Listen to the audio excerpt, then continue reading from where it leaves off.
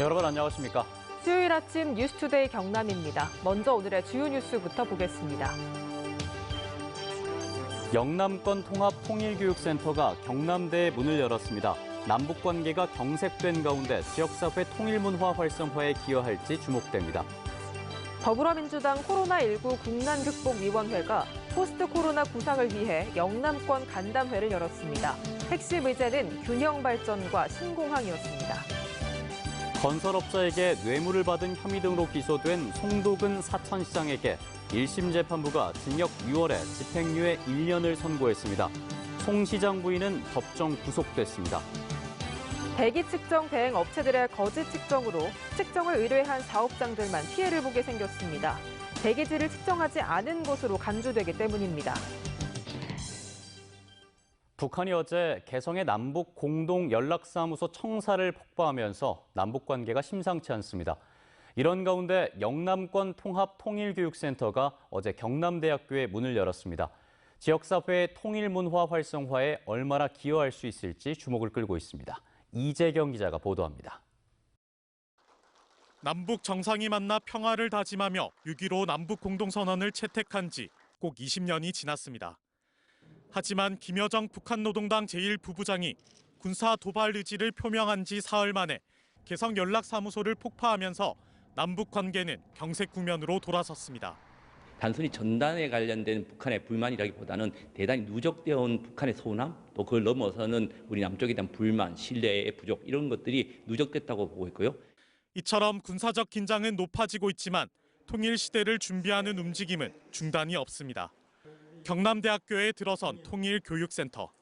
경남은 물론 부산과 대구, 울산, 경북 등 영남권을 아우르는 통합통일교육센터입니다. 이곳에서는 앞으로 찾아가는 통일교육과 아카데미 등 지역의 특색에 맞는 다양한 교육 사업이 추진됩니다. 평화통일교육을 활성화함으로써 모든 세대가 소통하고 공감하는 열린 통일교육의 장이 될 것으로 보입니다. 그 지역 경제인들을 위해 가지고 그 통일경제 아카데미 이런 강의도 좀 개설을 하려고 하고 있고요. 그다음에 초중고 대상에 찾아가는 통일교실도 저희가 마련을 하고 있고 그다음에 이제 첫 발을 내디딘 영남통일교육센터가 영남권을 아우르는 통일교육의 허브로 거듭날 수 있을지 주목됩니다. MBC 뉴스 이재경입니다. 이낙연 위원장을 비롯한 더불어민주당 코로나19 국난극복위원회가 코로나19 이후를 구상하기 위해서 영남권 간담회를 가졌습니다. 균형 발전과 또 신공항 문제가 핵심 의제였습니다. 윤주화 기자입니다. 경남, 부산, 울산 광역단체장과 더불어민주당 소속 의원들이 한자리에 모인 코로나19 국난극복위원회 영남권 간담회. 포스트 코로나 정책에 반영할 지역의 목소리를 듣기 위한 자리였습니다. 경상남도가 건의한 코로나 현안은 모두 7가지. 코로나19로 더욱 어려워진 항공제조업과 중소형 조선소 등에 대한 적기 지원과 중소기업 경영 안정자금 지원 확대 등이 포함됐습니다. 특히 참석자들은 동남권을 국토 균형 발전 차원에서 지원해 줄 것을 강력 요청했습니다. 경상남도가 부산시와 함께 추진 중인 부전 마산 간 광역철도 구축을 국가사업으로 반영해주고 검증이 막바지 단계인 신공항에 대해서도 안정성과 확장성을 고려한 객관적인 판단을 해줄 것을 요구했습니다. 동남권뿐만 아니라 다른 지역들도 지금 이제 광역전철망을 깔고 있는 상황인데 이 운영을 지방 정부에게 맡기는 것은 좀 이번 균형 발전 관점에서 뭔가 좀 개선이 필요하지 않을까. 이낙연 위원장은 균형 발전 차원의 접근에 공감했습니다. 한국형 뉴딜 등 포스트 코로나 구상이 부울경에도 새로운 기회를 제공할 수 있으리라 기대합니다. 하지만 동남권 핵심 현안인 신공항과 광역교통망 문제에 대해선 구체적인 말을 아꼈습니다. 신공항 문제와 광역교통망 문제는 부울경의 메가 이슈고 당 차원에서 지혜를 모을 필요가 있다라고. 정부는 다음 달 포스트 코로나 정책으로 한국판 뉴딜 계획을 발표할 예정인 가운데 동남권 건의사항이 얼마나 반영될지 주목됩니다. MBC 뉴스 윤주화입니다. 지역 건설업자에게 뇌물을 받고 지인에게서 의류와 상품권 등을 받은 혐의로 기소된 송도근 사천시장에 대해 1심 재판부가 징역 6월에 집행유예 1년을 선고했습니다. 최종심에서도 이대로 형이 확정이 된다면 직을 잃게 됩니다.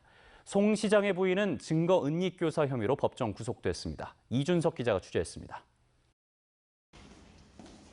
창원지법 진주지원 제1형사부는 송도건 사천시장의 뇌물수수 혐의에 대해선 무죄를 선고했습니다. 하지만 의류와 상품권 수수에 대해선 청탁금지법을 적용해 징역 6월에 집행유예 1년을 선고했습니다. 전재혁 재판장은 솔선수범하고 공정한 직무수행으로 신뢰를 확보해야 할 피고인이 본분을 망각하고 청탁금지법을 위반해 선출직인 사천시장직에 둬서는 안 된다는 결론에 이르렀다며 선고 이유를 밝혔습니다. 선출직은 선거법의 형사사건에서 권고 이상의 형이 확정되면 직을 잃습니다. 사실이 아닌 사실을 사실인 양 이렇게 선고가 떨어지고 보니까 굉장히 좀 당황스럽습니다. 제 부분에 대한 것은 항소하도록 하겠습니다. 재판부는 또 송 시장의 부인 박모 씨와 수산업자 이모 씨에겐 각각 증거 은닉 교사와 증거 은닉 혐의로 징역 1년을 선고하고 법정 구속했습니다. 송 시장의 부인은 증거 은닉을 교사했고 이 씨는 압수수색에 앞서 시장의 자택에서 돈다발 봉투를 가져나와 법 집행을 무력화했다는 이유입니다. 집사람이 실형으로 구속되는 이 상황에서 차분히 대응하기가 어렵습니다. 그 점을 이해해 주십시오. 송도건 사천시장은 지난 2018년 1월 부인을 통해 건설업자 김모 씨에게 5천만 원의 뇌물을 받고 2016년 11월 지인으로부터 1천만 원어치의 의류와 300만 원 상당의 상품권을 받은 혐의로 기소됐으며 검찰은 앞선 구형 공판에서 징역 7년에 벌금 1억 원, 추징금 5천만 원을 구형한 바 있습니다. MBC 뉴스 이준석입니다.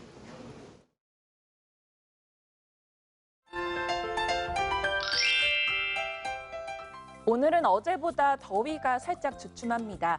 대부분 지역의 낮 기온 30도 이상을 보였던 어제와 달리 오늘은 30도를 넘는 곳이 없는데요. 내일은 비가 오면서 기온이 더 떨어질 것으로 보입니다. 오늘 창원의 아침 최저 기온 19도, 진주 18도에서 시작하고요. 낮에는 창원 27도, 진주 28도까지 오르면서 어제보다 3도가량 낮겠습니다. 내일 새벽부터 경남 서부 남해안을 중심으로 비가 시작됩니다. 내일 오후 시간대에는 경남 남해안에 시간당 20mm 내외의 강한 비가 쏟아질 것으로 보이는데요. 이미 내렸던 비로 집안이 약해져 있어 비 피해 없도록 각별히 신경 써주시길 바랍니다. 위성영상 보시면 오늘 구름 많은 날씨를 보이다가 점차 흐려지겠습니다.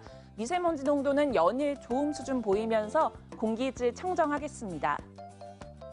오늘 어제보다 기온이 2에서 5도가량 낮습니다. 아침 기온부터 보시면 밀양 18도, 김해 19도에서 시작하고요. 낮에는 밀양 29도, 양산도 29도까지 오르겠습니다. 서부 지역 보시면 거창 17도, 삼청 18도에서 시작합니다. 낮에는 거창 27도, 합천 28도까지 오르겠습니다. 바다의 물결은 최고 1.5m까지 일겠습니다. 내일 비가 오고 난 뒤 주말까지 맑은 날씨가 쭉 이어지겠습니다. 날씨 정보였습니다.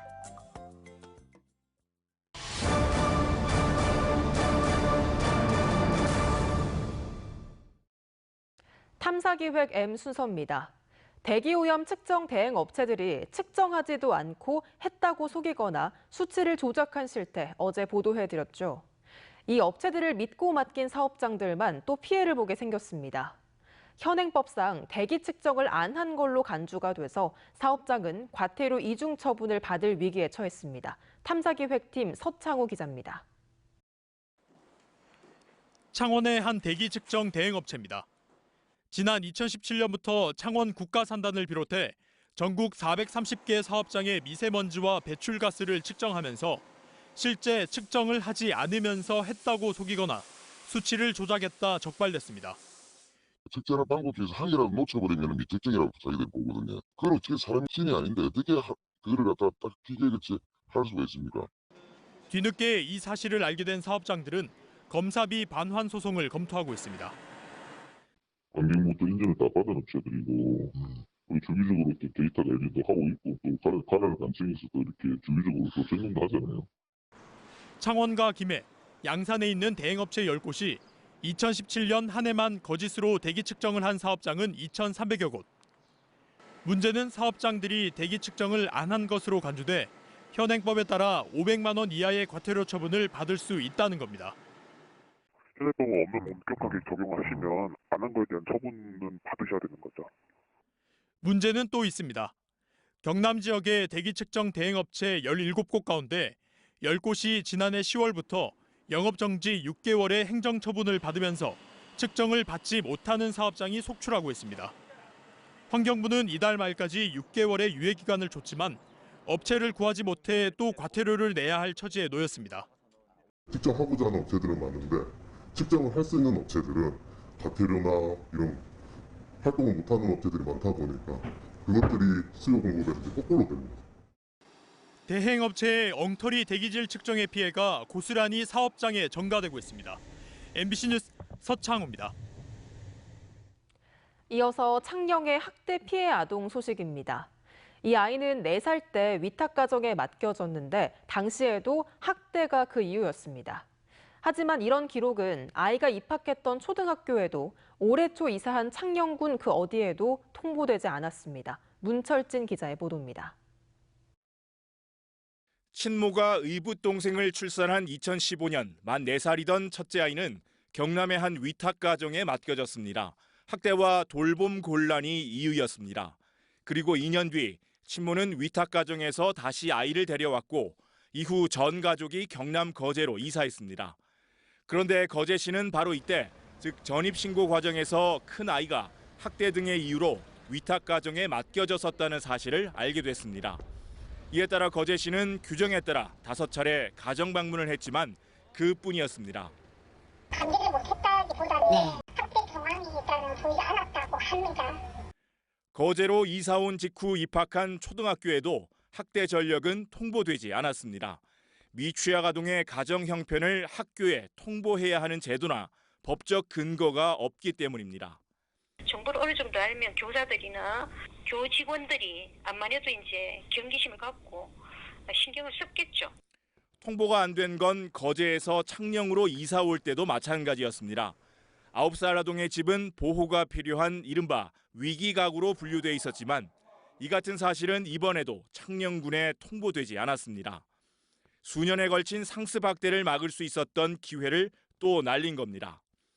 경남도 교육청은 피해 아동이 3년 동안 다녔던 초등학교가 왜 학대 사실을 전혀 인지하지 못했는지 감사를 진행하고 있습니다.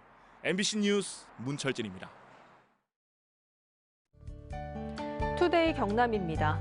경남 자동차 산업 육성위원회 발족식이 오늘 오전 11시 창원 컨벤션 센터에서 열립니다. 제5차 통영시 지역사회 보장 실무체 협의 회의가 오늘 오후 2시 통영 종합사회복지관에서 열립니다. 남해군 향토장학회 이사회가 오늘 오전 11시 남해 평생학습관 다목적 홀에서 열립니다. 제2분기 산업안전보건위원회 정기회의가 오늘 오후 4시 30분 진주시청 상황실에서 열립니다. 학교 코로나19 예방 조치 사항 점검이 오늘 오후 2시 10분 창녕 영산고와 남지고에서 열립니다. 아프리카 돼지열병을 막기 위해 특별 방역 대책이 추진됩니다. 경상남도는 경기도와 강원도 접경 지역 멧돼지에서 아프리카 돼지열병이 최근까지 발생하고 있어 유입을 막기 위해 다음 달 말까지 모든 양돈 농가 대상 방역 시설을 점검하고 공동 방제단을 꾸려 소독 작업을 할 계획입니다. 함양군이 설립을 추진하던 시설관리공단에 대해 함양군 의회가 설립 조례안을 부결했습니다. 함양군은 대봉산 산삼 휴양밸리 등 공공시설물의 효율적인 운영을 위해 시설관리공단이 필요하다는 입장이지만 함양군 의회와 시민단체는 설립 타당성 조사의 근거가 부족하고 인력 채용 등의 부작용을 우려하며 설립을 반대하고 있습니다. 진주시가 문화체육관광부의 2020 한복 문화 활성화 사업에 선정됐습니다. 이에 따라 진주시는 한복 문화 주간에 진주성에서 유명 역사 강사와 함께하는 진주성 투어와 실크 한복 패션 경연대회, 한복사진 공모전 등 진주의 실크를 활용한 다양한 행사를 펼칠 계획입니다. 남해군이 미조면 조도 일원에 호텔과 빌라 등의 민자 숙박시설과 공공 다이어트 센터를 건립하는 사업을 추진합니다. 남해군은 어제 조도 어촌체험센터에서 주민 설명회를 갖고 149억 원을 투자할 예정인 잭슨라인스 주식회사를 민간 투자 우선 협상 대상자로 선정했다고 밝혔습니다.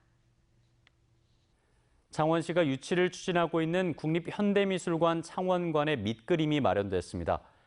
창원시는 지역민도 문화예술 향유 기회를 누려야 한다며 국립현대미술관 분관 유치를 추진하고 있는데 2천억 원을 투입해 마산 해양신도시에 연면적 4만 5천 제곱미터 규모로 지하 1층, 지상 5층의 미술관 건립을 제안했습니다. 인제대학교가 코로나19로 학기 대부분을 비대면 강의로 진행한 것과 관련해 장학금 지급을 비롯한 등록금 감면 방안을 논의하고 있습니다.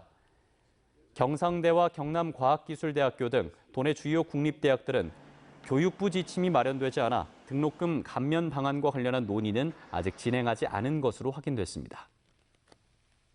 코로나19로 연기됐던 고등학교 축구대회가 다음 달 1일부터 열립니다.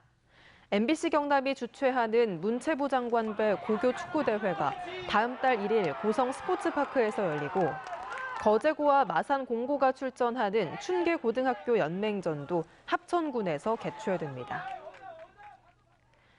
한국토지주택공사 LH가 코로나19로 어려움을 겪고 있는 지역 예술계를 위해 4,500만 원의 지원금을 경남 메세나협회에 전달했습니다.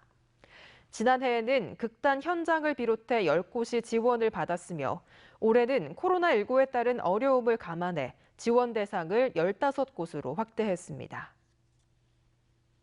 창원세관에 따르면 지난달 경남 지역의 수출액은 25억 달러를 기록해 1년 전보다 17.9% 감소했습니다. 선박 수출은 1년 전보다 37.8% 증가한 반면 자동차 부품과 전기, 전자제품 수출은 각각 58.4%와 26.6% 줄었습니다. 같은 기간 수입액은 15억 달러를 기록해 1년 전보다 17% 감소한 가운데 무역 수지는 10억 달러 흑자를 기록했지만 흑자 폭은 1년 전보다 19.1% 줄었습니다. 중소벤처기업진흥공단이 전자상거래 수출 기업들의 물류비 절감을 위해 공동 물류사업 참여 기업을 다음 달 3일까지 모집합니다. 전자상거래 수출 물량 공동 물류사업에 참여하면 해외 배송비를 절반 이상 할인받고 물품 보관부터 배송까지 해주는 물류 서비스를 통해 창고 보관료 등을 최대 70%까지 지원받습니다. 김해시가 6개 국내외 도시 인증에 도전합니다. 김해시는 오는 2022년까지 유니세프 아동 친화 도시와 유네스코 창의 도시, 가야고분군 세계유산 등재와 문화체육관광부의 문화도시와 청년 친화 도시, 국토교통부의 스마트 도시 인증을 받아 행정 서비스의 질을 국제 수준으로 높이겠다고 밝혔습니다. 창녕군이 문화체육관광부의 2020년도 장애인 생활 밀착형 국민체육센터 공모 사업에 선정됐습니다. 창녕군은 이번 사업으로 확보한 국비 40억 원을 포함해 모두 93억 원의 예산으로 오는 2022년까지 창녕군 창녕읍 탐하리 일원에 장애인 재활시설 등을 갖춘 생활체육센터를 건설할 계획입니다. 경남교육청이 지난달 23일 실시한 2020년 제1회 초중고 졸업학력 검정고시 합격자가 어제 발표됐습니다.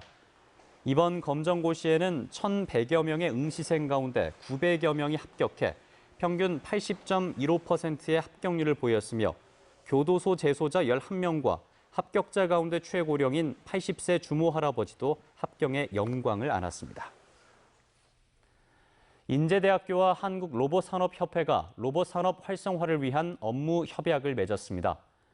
이번 협약으로 두 기관은 로봇과 인공지능을 기반으로 한 4차 산업혁명 관련 정책과 기술을 개발하고 로봇 인재 양성을 위한 사업과 교육 프로그램을 운영하는 등 경남의 로봇 산업 활성화와 전문 인력 양성에 협력하기로 했습니다. 지난 2월 창립된 합천군의 주민주도형 지역관광 조직인 합천군 관광협의회가 이달부터 지역관광 활성화 사업을 본격 추진합니다.